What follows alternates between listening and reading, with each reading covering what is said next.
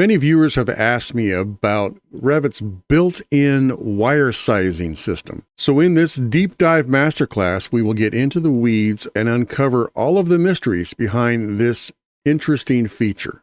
Plus, stick around for the whole video and I'll give you some hacks to help you deal with some of the out-of-the-box issues that you'll run into. Let's get right into it. So here in Revit's 2025 help site, they talk about wire sizing. So here's the basics. Revit calculates the wire sizes for power circuits based on the size specified for the circuit protection, so the circuit breaker or fuse, voltage drop calcs, and correction factors. And they go on to explain that Revit calculates the load for a circuit as the sum of all the loads for the individual devices connected, and it's adjusted for ambient temperature, that's the correction factor. Revit does not automatically specify the circuit rating, so after the circuit is created, you, the user, specify the circuit rating in accordance with applicable electrical codes, apparent current, type of load, all that, and then the circuit rating is used to determine the wire size. So you select the circuit breaker size, and then Revit applies a wire size to that.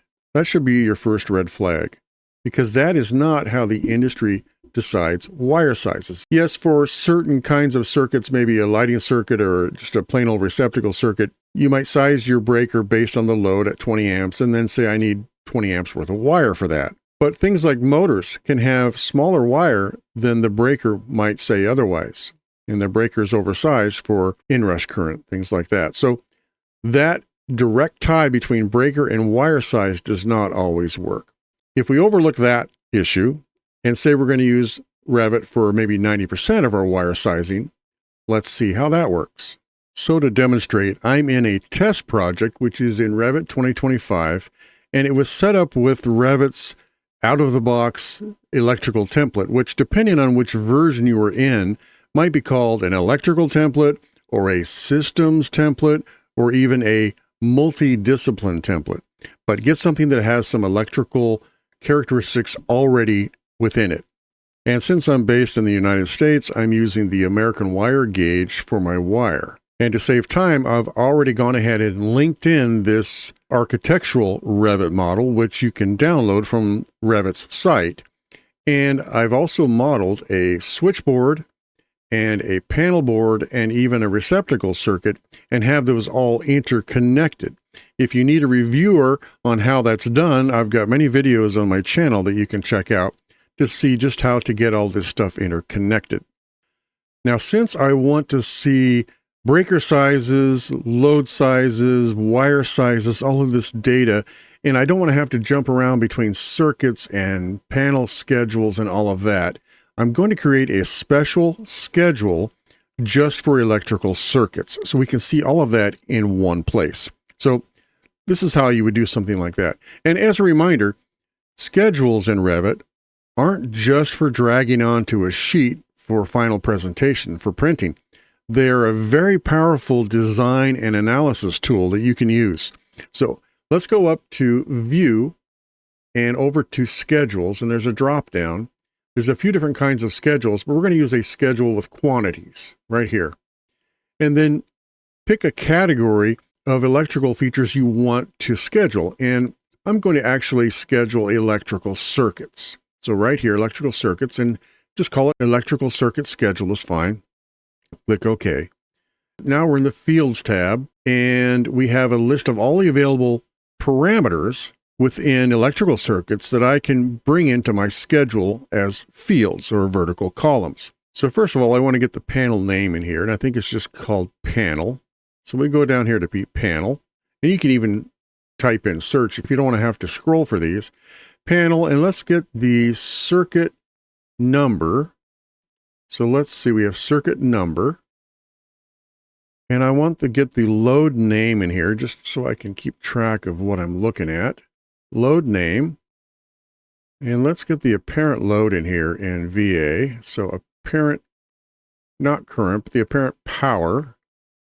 And let's get the circuit breaker rating, which should be down here under rating. And then let's get some wire stuff in here. Then we're going to go to wire size and the wire type, like the insulation type. and then the voltage. And we can hold down the control key and scroll up to enlarge this a bit. There we go. So this shows that I have two circuits set up. For my main distribution board, this is my panel 1A. And right now it's not sized yet above the 20 amp default. And then my panel 1A, circuit 1, is my electrical room receptacle that I have, which is also sized at the default 20 amp. But the first thing you will see is that the wire size is automatically giving us number 12 hot, number 12 neutral, and a number 12 ground. But let me show you what happens if I change the rating of the circuit. Now, normally you might want to change this within the panel itself. You can change the trip setting. You can also, in the floor plan, if you hover over with tab and get into the circuit here, you can change the rating here as well. But like I said, I have it all here in my schedule so that I can change it from here. Let's change the panel 1A feed to something like a 100 amp feed. So I'm going to change this to a 100 amp circuit breaker. And you can see instantly that Revit changed the wire size up to 3 number 1 hots, a number 1 neutral, and a number 8 ground.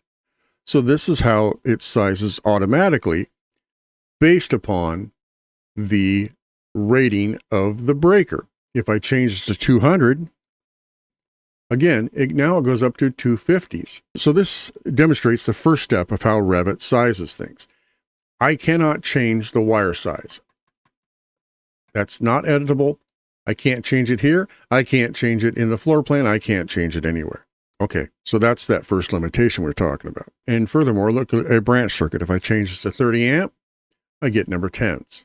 And let's go really big. What happens if I want an 800 amp feed? What happens? Now it jumps into 2 runs of 3 750s. So there's some parallel conductor automation within Revit as well. There's a lot of settings within Revit that determine how all of this is done. How does Revit decide what wire size? Is it based on this wire type? What temperature rating? All those kinds of things. Let's dig in and see how it works. So we're going to go up to Manage and get into the MEP settings and electrical settings. And let's click Wiring. Now we're going to deal with some of this wiring stuff later, but we're going to jump into wire sizes right now.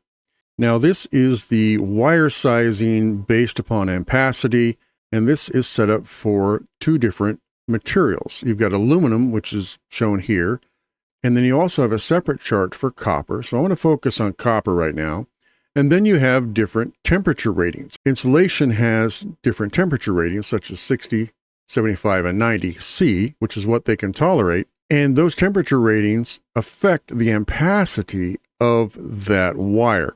And if you dig into the NEC, you will see that terminations also have a temperature rating, such as circuit breakers. Typically, circuit breakers 100 amp and lower only have a 60 degree rating, which means we have to use the 60 degree ampacity chart. And then if you get above a 100 amp breaker, typically, there's always exceptions, you can use the 75 degree. So let's jump into Revit's chart. This is their wire size. This is under their help.autodesk.com in the Revit 2025. And here's how Revit is set up. The left half of this is copper. Left column is the wire size in AWG, American Wire Gauge. Then the temperature rating of the insulation, or the temperature rating that you're going to use for your specific termination, like I said, for what breaker you have. So when we're down at 100 amps and below, we need to use the 60 degree chart. And then when we get up above 100 amps, we will jump over to the 75 degree chart. Now, this may look familiar to you if you're familiar with the NEC. For example, here is an excerpt from the 2023 National Electrical Code Handbook, Table 310.16, and this is the similar chart. We have copper here on the left, wire size, and you will see that these match up with the 60 degree and 75 degree charts. Now, this is based on a certain ambient temperature, not more than 3 current carrying conductors, and all of that. That is where Revit gets its values. So these out of the box are typically fine. You'll also see that these don't always end up in tens of amps. So for example, we have 55 amp. So if I have a 60 amp breaker and Revit sizes my wire based on that, will it use 55 amp wire or 70 amp wire? Well, Revit goes conservative, and says, I'm going to assume on a 60 amp breaker, it could be 60 amps of load, so it jumps to the 70 amps. So let me demonstrate that. So if we go up to a 60 amp breaker, we will see that it jumps up to the number 4, which is the 70 amp wire. So Revit goes conservative on that. If I go with a 200 amp, what wire size? We get 250s. Well, 250s right here are good for 215 in the 60 degree column. But if I look at the 75 degree rating, 3/0 can handle 200 amps. So our first hack is going to be, how can we assign different temperature ratings to different amps? Well, this is one way I've found to deal with this. Back up to MEP settings, electrical settings. Under wiring types right here, this is where we get into the name. You can name the wiring type. You can name it whatever you want. Out of the box, it names it by insulation type. And it assigns a material, a temperature rating right there. Insulation, maximum size. Neutral multiplier is if you want to increase your neutral for harmonic currents. Is your neutral required? Neutral size is based upon the hot conductor size, conduit type. So all these things you can apply to a name of a wiring type. What I really want to do here is I want to have 2 different temperature ratings. I can only assign one temperature rating to this THWN, for example. So I just need to indicate the temperature rating that I want things sized on. So what I can just do here is just call this something like 60 degree wire. And then I can actually add another one called 75 degree. And let's make that copper with a 75 degree rating. Insulation really doesn't matter because it's just text. It doesn't really change anything. And then, of course, the conduit type, steel or non-magnetic, will eventually affect the impedance of that run and some voltage drop issues. But for now, let's just go with non-magnetic, like a PVC for now. But this gets us a 75 degree wire. Now, under wire type, I can assign this a 75 degree in there. Boom, it dropped to 3/0, which is what I want for a 200 amp breaker. So now I have to manually select which temperature rating of wire that I want to apply. And of course, the same would go with this large 800 amp breaker. Let's go to 75 degree wire. And now we have 2 runs of 600s, which brings up another issue to look into. When does Revit decide to run parallel conductors? Well, let's take a look at this. Let's go with a 600 amp feed. Now, it went to a single set of conductors of 1500 kcmil conductors. Now, I have to admit, in the projects I deal with, we don't typically go that large of a wire size. We typically like to keep it down around 500 or maybe 600 kcmil. So how can I hack this system to do that? Let's jump back into our settings again for hack number 2. Manage electrical settings. Back in the wiring types, it comes down to maximum size. We're allowing a maximum size conductor of 2000 kcmil. So if we change that, at least for the 2 that we care about, let's go to a maximum size of, let's say, something like a 500. I'll do that for both of these, even though I'm not going to be using that large of a conductor for a 60 degree rated, but just to be consistent. Just doing that, now this automatically bumps up to 2 runs of 350. That's how we can force it into showing parallel runs. Now, one more thing I'd like to cover as far as circuiting too is, what if you don't want the neutral wire? Now, the connections I have now here need a neutral, but let's say I hook up a motor that is 3-phase, line to line, no neutral needed. Well, let me quickly just jump in here and throw in a motor connection for you. I've got my custom motor connection over here, which I'll bring in right there. And I'm going to take a look at this. It's a motor connection, and so it's 208 3-phase only. I'm going to power it up to panel 1A right here. It will use the next 3 circuits available, and I'll put the wire on it. So let's go take a look at our schedule now. So what we have is the motor, and it applied my default of underground wiring. So let me change this to a 60 degree wire. So that is what I get, and I see a neutral. Now, how do I get rid of this neutral? You may think that you go in here and click on the wire. There's a 3 hots, 1 neutral, 1 ground. Now, That just shows graphically how many. So if I say 0 neutral conductors, and I can use a little down arrow for 0 and apply, that changes the look because I've got my hot set up for the short, my ground has the circle, and neutral is long. That's gone, but it does not affect my schedule. How do I get rid of that neutral? Well, now we have to go back into the electrical settings, MEP settings, electrical. That's where this neutral required comes in.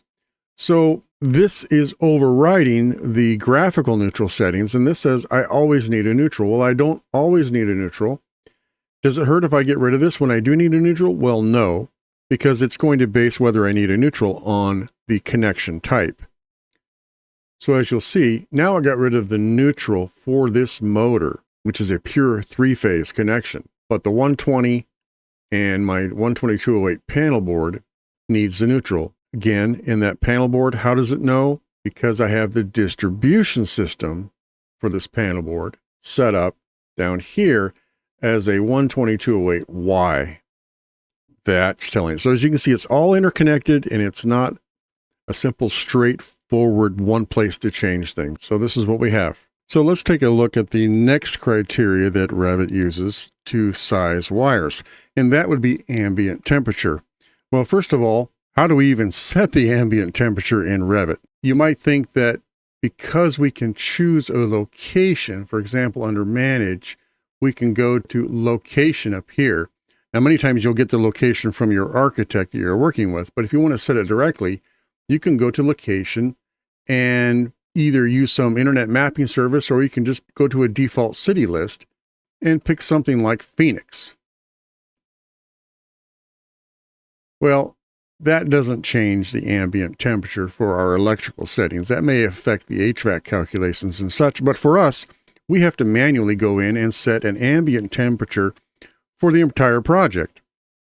So we would go into MEP settings, electrical settings, and go up to wiring, and right there at the top, ambient temperature for use in wiring. By default, it's set at 86, which is what the NEC is based upon. And so maybe this is reasonable for inside your building where you have temperature controlled rooms. What if you're in a hot environment, you're in a boiler room, or what if you're on the roof, things like that. You can't set an ambient temperature for specific wire runs or specific locations within your project. So you have to set it here. So again, that's one shortcoming with Revit's wire calculations. Now, just to show you an example, let me go extreme here and set this up to maybe 120 degrees. If I do that, watch the wire sizes. As I said, okay, it bumped them all up. Now, how does it bump those up? Again, under MEP settings, you can see the charts that it uses under correction factor right here, pop to copper, and even in the 75 degree column. At 88, we're still good with a 1.0 correction factor. There's no derating. And as you get higher, it gets derated. If you get up to the 115, you're at 0.82. You get to 124 degrees Fahrenheit, 75%. So it derates your wire capacity based upon temperature rating of your conductors. So if you look at the 90 degree conductor, it has a different table.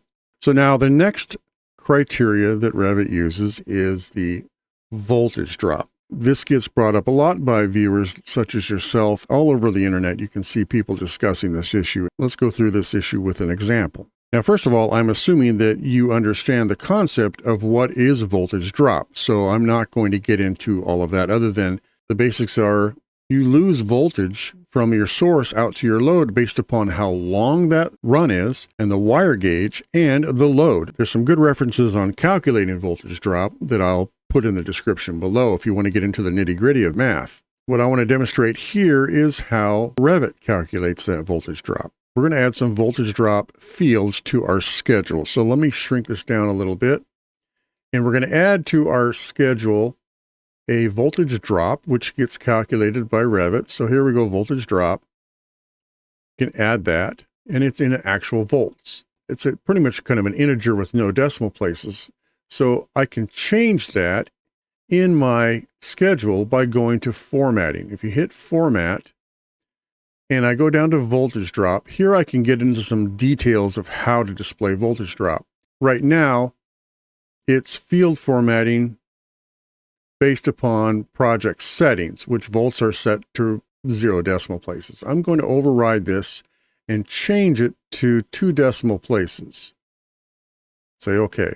Now I'm getting hundredths of a volt. My last field I want to be percentage voltage drop because that is what our threshold is going to be based upon. So let's look at that. Now there is no voltage drop percentage built in, which is strange because Revit does calculate the voltage drop percent and displays it when you look at a circuit, but I can't get to it here for a schedule. So I need to create my own. Now we're into Schedule 101, and we need to create a calculated field. So right here, this little f of x, add calculated parameter. So I can create my own parameter just for this schedule that I'm going to call VD%. Now, if I click percentage, it's trying to do some kind of grand totals and such, so I just want a formula. I'll figure out my own percent. I want this to just be a common number. It's a ratio, percentage. It's not actual voltage, it's a percentage. So let's just go with not an integer, but we need an actual number, which ends up being kind of a real number with decimal places. And the formula is going to be, and I have to use the actual parameters exactly. So I can go to a drop-down list and say, let's go with voltage drop in volts. And we're going to put a divide sign, and then let's go find the actual voltage. I want to add a percentage, so I'm going to multiply it times 100. So, okay. So here we go, my voltage drop percent, and it gives us plenty of decimal places. So here's our percentage. So we're only at 1.6%. Now, if I increase either the load of this or the length of it or change the wire size, I'll get a different voltage drop percent. So I'm going to change this receptacle to a different value, and I can't do it directly here. I actually have to get into the floor plan to do this one. So let's go in this receptacle, which I labeled test so that I can change its load. And I change its load here. So let's go something crazy like a 5,000 VA load. And let's see what happens. Now, because when I was playing around, I had this set up at 200 amps as a feed. Well, that's a very small load for a 200 amp and for 3-out wires.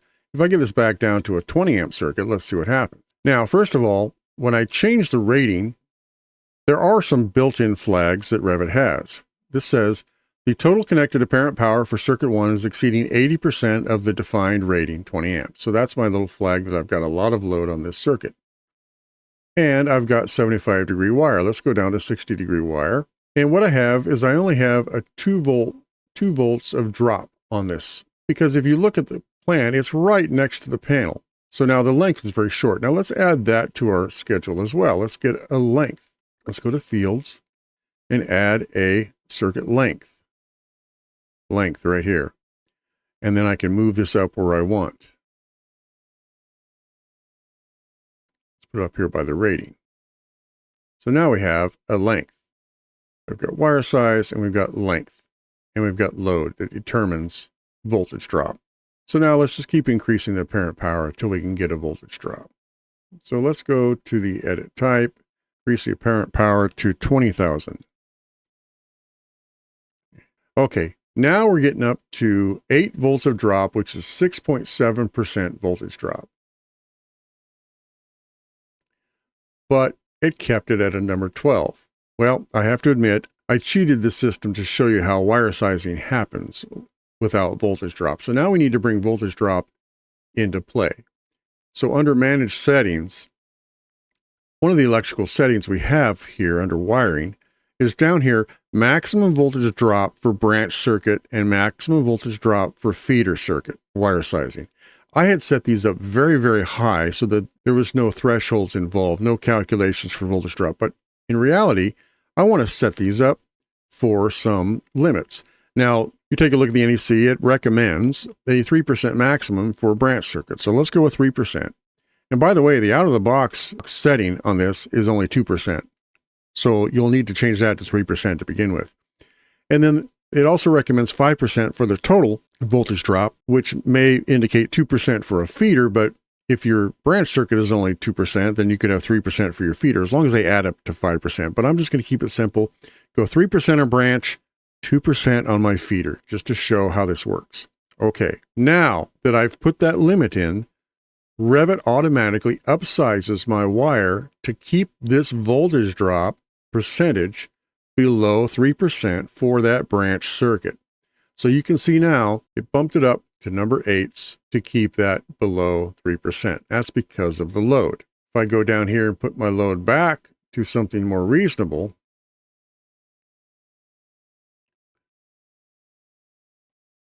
like 180, it will put it back to number 12s. But then I can increase the length of this circuit to see what happens. Let's take this receptacle.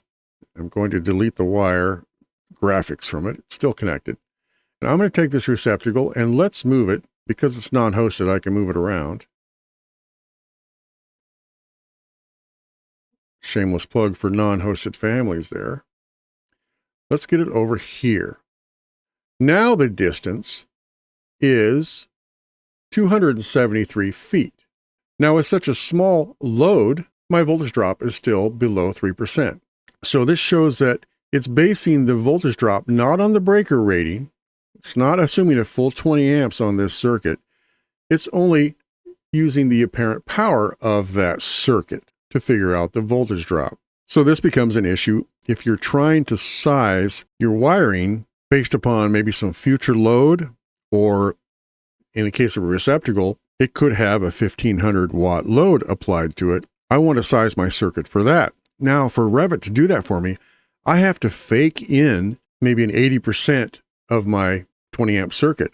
I need to throw in a 16 amp load, or 1920 watts is what it ends up being, to get my voltage drop to work.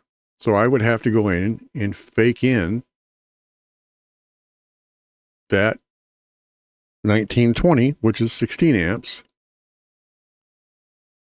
to see what wire size I need. And now, as you can see, it bumped it way up to a number 4 for this 273 foot 120 volt run. So again, those are little hacks you have to do to get this voltage drop to calculate per some industry standards.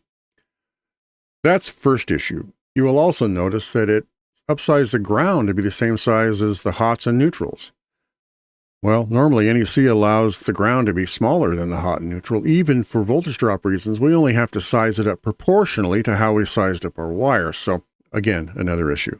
Now this may bring into your mind, how is this 273 feet even calculated? So I'll quickly delve into that. Revit has a built-in circuit path that it assumes when you place devices and connect them.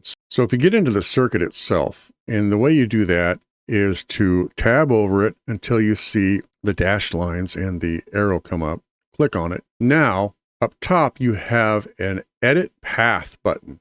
This is customizes the path for the selected circuit. Now, again, there's defaults that decide how this circuit is run. Does it go underground? Does it go up overhead? That kind of thing. But if you click on Edit Path, you will see this blue line come up, and it's showing that it's pretty much going this way outside the building and going there. Now, it just automatically picks this route, totally oblivious to your building. If you want to get a more accurate length, you will have to edit this yourself. Now, you can add vertices into here. If you right-click here, you can say Insert Control Point. And so you can pull this out maybe to the corridor, and you can run this down here and start doing things like that. You can add a control point here and get that out in the hallway. So you can start getting a more realistic approach to this. And let's finish editing that path. Now, if I want to look at this in 3 dimensions, let's make sure I don't pick this. I can get into a section box here. There we go. And start to see, here's my receptacle right there. My panel's way over here. Let's get this down so I can see it. Panel's way over here. I can get into this circuit again, set up 3D. Now let's go back to that circuit and get into its circuit and show the edit path. We can go into 3D now and see this path. And you can see it goes up and over. I can edit where this is. I can pull it that way. Or maybe I want to change the height of this. So right now it's at 9 feet. Let's go underground. Something like make -3. Pulls it underground. Now it's still trying to go up. So I have to do this for every segment. -3. And it's starting to pull this underground. So now I have to go through this every segment. So that's a pain. Finish that. And what does that do? It shows us that we're now at 275 feet. So similar, but not quite as far. And as an aside, you can set up this default. Again, MEP settings, electrical settings. And it's not here under wiring. It's under general, way down here for circuit path offset. 9 feet. That's the 9 feet above grade. And you can set this for -3 if you feel that most of your circuits will be underground. You can do something like this. At least the default is that way. It doesn't change the ones you've already put in. So make sure you get that default set before you start circuiting. So now let's look at yet another scenario. Let's put this load back to 180.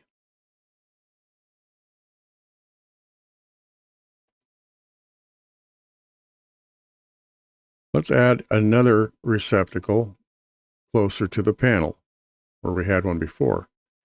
And we want that circuited in with the other circuit. So we have to get into this circuit right there, edit the circuit, add to the circuit, this guy right here, and there. We've added that receptacle to the circuit. Let's say that this one that's close is a bit bigger. Let's say it's at 360. That bumped us up into 720 VA for this circuit. It's saying that the wire size needs to be number 8s. Well, we already know that running 180 VA clear out to here only needed number 12. Why all of a sudden do we need number 8s? Another shortcoming of what Revit does is it takes all of our load, assumes they are all at the furthest point, and calculates it from there. So what we conclude from that is that for circuits that have multiple devices and scattered throughout your project, this voltage drop is not accurate at all. It will vastly oversize your conductors. So if you're going to use it, it really needs to be limited to single equipment or panel feeders. And as you saw in this schedule, you can create your own calculated values in here. So you could put your own voltage drop formulas in here based upon Revit's lengths if you want to get that included in your project. If you'd like to see some more deep dives into how Revit works, go ahead and check out these videos that I'm linking on the screen right now. Thanks for watching.